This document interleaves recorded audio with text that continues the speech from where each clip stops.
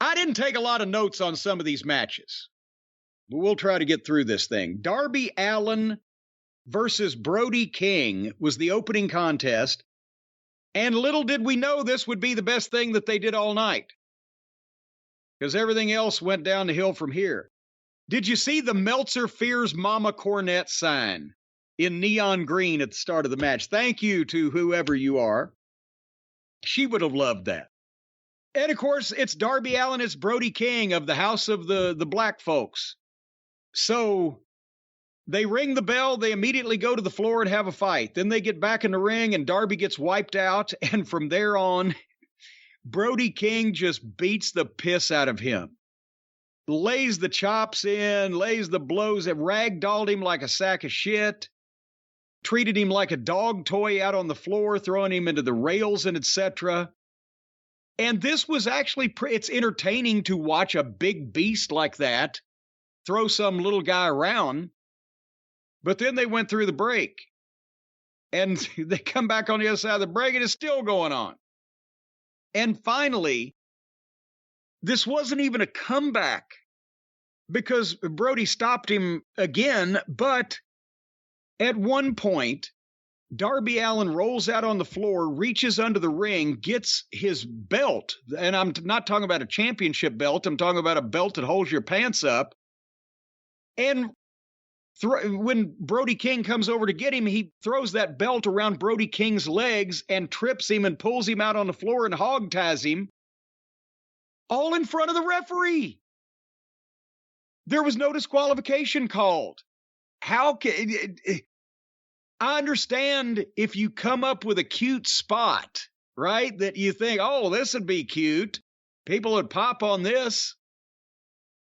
But if you're writing a song and you come up with a great lyric, but it doesn't fit the song, you save it and do it later, right? If you're writing a book and you realize in the middle of this book, boy, I got another story here, I'll do that later when it fits. But no, and then at that point, Brody King shuts him down, gives him more abuse. Then Brody misses a flip into the turnbuckle, and immediately Darby Allin's 100% again. And this is the way it went on for a couple minutes. Every time that Brody King would miss something, even though Darby Allin had been beaten like a drum for the previous 5 minutes, he would suddenly jump up and start running fine, showing no effects, and then get shut down again and sell. And then it was a great spot you can only do with a 140-pound guy, but Brody King grabbed Darby Allin in a sleeper on the apron of the ring and hung him off the apron with his feet fucking hanging. And then finally, and this is, I was going to ask you, have we missed something? Is Darby Allin, does he have heat with somebody? Is somebody mad at him? Has he been accused of something? Because he's one of the guys, along with MJF and Wardlow, that had never been on television before, and to a lesser extent than them, because they've been featured in key shit, the people like Darby, because he's, I mean, you can tell, we know he's really a complete idiot. He does this shit to himself on purpose, doesn't give a fuck whether he hurts himself or not, jumps off bridges, blah, blah, blah. But he's got charisma, and people like him because he's a little underdog. So after this manhandling, Brody King picks him up over his shoulder and drops him right on his head nearly with a spike power bomb, 1, 2, 3. It looked great. And I watched it, and Brody King did have control of a 140-pound opponent. But if he ever tries to do that to anybody else, we're going to witness a tragedy. So boom, 1, 2, 3. And then he gets the sleeper on Darby Allin again. After the match, Sting comes out, and they start to get in a fight, and Sting goes to give him the Scorpion Death Drop, and the lights go out.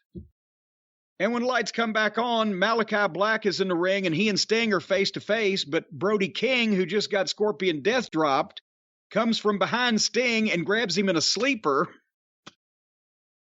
Brian, did you see what was the matter with this when he grabbed Sting in a sleeper, Brody King from behind, and Malachi Black in front of him blows the mist into Sting's face, barely.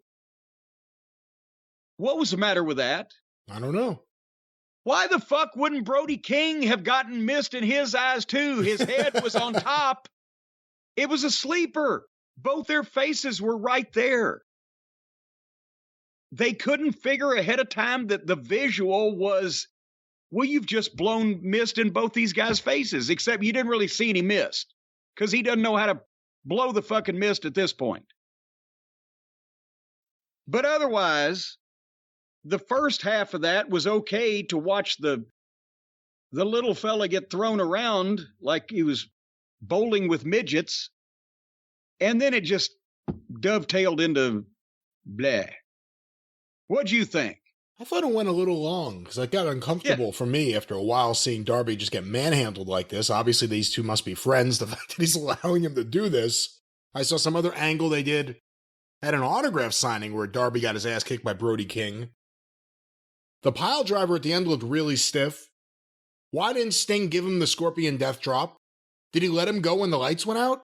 No, you heard the clump. Even the announcer said, well, wait, we heard the thump. Okay, I didn't even notice it. Okay. Because they mistimed the blackout. I don't know why. It's not a new thing. I don't know why Darby's been booked like this for a long time. I don't even know when it started, but he's a guy who got over on his own. They gave him Sting. And I feel like he's always booked horribly on TV. Well, and then I forgot the end of this segment. So the heels, Malachi Black and Brody King, have beaten up Darby, and then they missed Sting, and music plays, and out comes Miro. We haven't seen Miro in a while. Here comes Miro. Apparently now Miro, the guy who wants to evict God from his premises, is a babyface. And he's not going to be happy with the folks in the House of Black because he comes out and he and the heel stare at each other and they go to the break. So Darby and Sting, I guess, were taken to a medical facility because they were nowhere to be seen. And now all the attention is on Miro and old Malachi having a stare down.